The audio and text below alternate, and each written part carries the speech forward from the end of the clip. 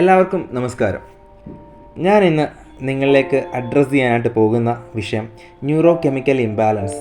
ഇതിലൂടെ എങ്ങനെയാണ് ഒരു മാനസികമായ രോഗത്തിലേക്ക് നാം ചെല്ലുന്നത്, അത് നമുക്ക് എങ്ങനെ അതിനെ പ്രിവെൻറ്റ് ചെയ്യാം, നമുക്കതിനെ എങ്ങനെ സംരക്ഷിക്കാം, നമുക്കതിനെ എങ്ങനെ മനസ്സിലാക്കാനായിട്ട് കഴിയും എന്നുള്ളതാണ് നമ്മളിന്ന് ചിന്തിക്കാനായിട്ട് പോകുന്നത്. ഈ ചിത്രത്തിൽ കാണുന്നത് പോലെ നോർമലായിരിക്കുന്ന ഒരു ബ്രെയിൻ കെമിസ്ട്രി നമുക്കെല്ലാവർക്കും അറിയാം. പല രീതിയിലുള്ള ഹോർമോൺസിനെ പറ്റി നമുക്കറിയാം. സ്ട്രെസ് ഹോർമോൺസ് ഉണ്ട്, സെക്ഷുവലായിരിക്കുന്ന ഹോർമോൺസുകളുണ്ട്. എന്നാൽ നമ്മുടെ മൂഡിനെയൊക്കെ അല്ലെങ്കിൽ ഹാപ്പിനെസ്സിനെയൊക്കെ കൂട്ടുന്ന സെറട്ടോണിൻ, ഡോപ്പമീൻ, ഓക്സിറ്റോസിൻ ഇങ്ങനെയൊക്കെയുള്ള പലതരം ഹോർമോൺസിനെ പറ്റിയൊക്കെ നമ്മൾ ഒരുപാട് കേട്ടിട്ടുണ്ടാകും അല്ലേ. എന്നാൽ ഇതൊക്കെ എങ്ങനെയാണ് നമുക്ക് നല്ല രീതിയിൽ ബാലൻസ് ചെയ്ത് കഴിഞ്ഞാൽ നല്ലൊരു ഹെൽത്തി ആയിരിക്കുന്ന ഒരു മെൻ്റൽ നമുക്ക് കീപ്പ് ചെയ്യാനായിട്ട് കഴിയും. ഒരു ഹെൽത്തി അല്ലെങ്കിൽ ഒരു ഗുഡ് മെൻ്റൽ ഹെൽത്ത് നമുക്ക് കീപ്പ് ചെയ്യാനായിട്ട് കഴിയും. ഈ തരത്തിലുള്ള ബ്രെയിൻ കെമിക്കൽസിനെ അല്ലെങ്കിൽ ന്യൂറോ ട്രാൻസ്മിറ്റേഴ്സ് എന്ന് പറയുന്ന ഈ ബ്രെയിൻ കെമിക്കൽസിനെയൊക്കെ നല്ല രീതിയിൽ ബാലൻസ് ചെയ്ത് കഴിഞ്ഞാൽ നമുക്ക് നല്ലൊരു മെൻ്റൽ ഹെൽത്ത് നമുക്ക് കീപ്പ് ചെയ്യാനായിട്ട് കഴിയും.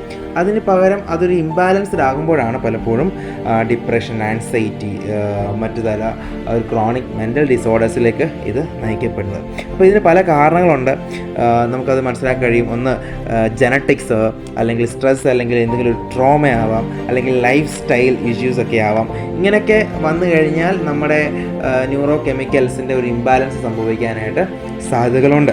അപ്പോൾ നമുക്ക് ട്രീറ്റ്മെൻറ്റ് വളരെ ആവശ്യമാണ്. ഇങ്ങനെയൊക്കെ നമ്മുടെ ബ്രെയിൻ കെമിക്കൽസിന് അല്ലെങ്കിൽ നമ്മുടെ ന്യൂറോ ട്രാൻസ്മിറ്റേഴ്സിന് എന്തെങ്കിലും ഒരു ഇംബാലൻസ് സംഭവിച്ചാൽ, അല്ലെങ്കിൽ മറ്റേതെങ്കിലും തരത്തിൽ ഒരു ഇഷ്യൂ ഉണ്ടായിക്കഴിഞ്ഞാൽ, അത് ഇൻബാലൻസ്ഡ് ആയി കഴിഞ്ഞാൽ തീർച്ചയായിട്ടും നമുക്കതിൻ്റെ മെഡിക്കേഷൻ നമ്മൾ സ്റ്റാർട്ട് ചെയ്യേണ്ടത് ആവശ്യമാണ്. തെറാപ്പി സ്റ്റാർട്ട് ചെയ്യേണ്ട ആവശ്യമാണ്.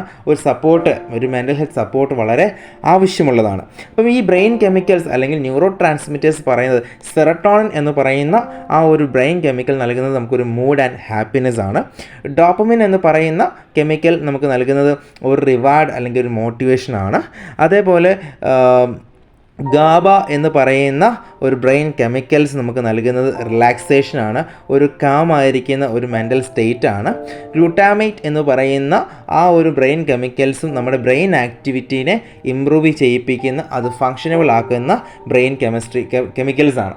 അപ്പോൾ ഇങ്ങനെയുള്ള ബ്രെയിൻ കെമിക്കൽസിനെ നമ്മൾ പ്രോപ്പറായിട്ട് ബാലൻസ് ചെയ്യുന്നത് എങ്ങനെയാണെന്നുള്ളതൊക്കെ അടുത്ത വീഡിയോയിലൂടെ നമുക്കത് ഡിസ്കസ് ചെയ്യാം.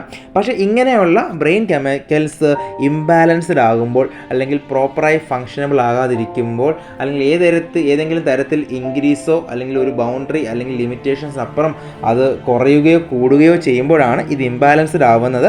ആ ഇംബാലൻസ്ഡ് ആയിക്കഴിഞ്ഞാൽ it may leads to depression, anxiety, schizophrenia, bipolar disorder പോലെയുള്ള മൂഡ് റിലേറ്റഡ് ആയിരിക്കുന്ന ഇഷ്യൂസിലേക്ക് അത് കാരണമാകും.